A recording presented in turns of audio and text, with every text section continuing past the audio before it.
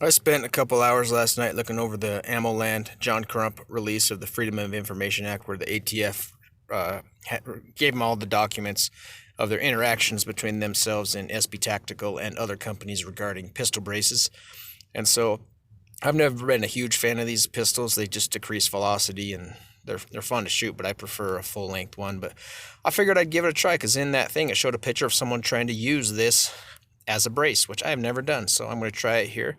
And in there, they said that SB sent them a longer strap, but the ones you commercially purchase don't have long enough straps. And sure enough, I'm a normal size guy, and this one even almost fit around my wrist at the thinnest part of my wrist. So, yeah, SB did push the boundaries. And according to that, they never approved this, even though SB said that they did.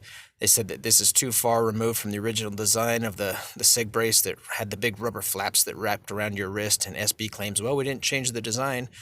And so they said it was good to go as long as we didn't change the fundamental design. But the ATF made it clear that yeah, you did. This is a stock for the fact that it uses a mil-spec buffer tubes and adjusts and has a QD mount and it doesn't fit on your wrist. All these things, yeah, they still sold them. They still made a lot of money. Who's the good guy? Who's the bad guy? I think it's obviously the ATF is out of control, but I think SB has some blame here too. No one's completely innocent. I think they pushed the boundaries.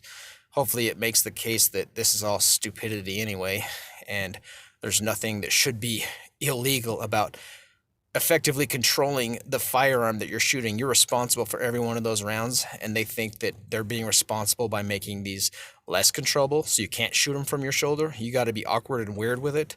Makes no sense to me. And in that same release, they had the CAC blades, and they said that these are approved.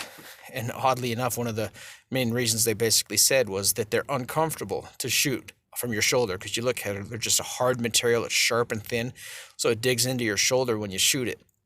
And so those are approved, which is just ridiculous. So you can shoot it like this, have a big, huge handgun shooting 7.62 by 39, wobbling all over the place, or you can kind of press it against your arm. And again, you're not going to be nearly as safe shooting it as you are putting it to your shoulder. But they think we're all a bunch of maniacs out trying to do mass shootings or put things in trench coats. And so we got to cripple them and make things sketchy and uncontrollable and weird. And they're just living in the past. They make no sense. And, I hope something changes. I'm about fed up with all this, and I'm just going to stick to, I'm going to keep what I've got, but I prefer the full length ones anyway. They're not any more unwieldy. I'm not clearing rooms and stuff, and a few more inches is not going to make that big a difference. But yeah, go check that out. John Crump, AMOLand.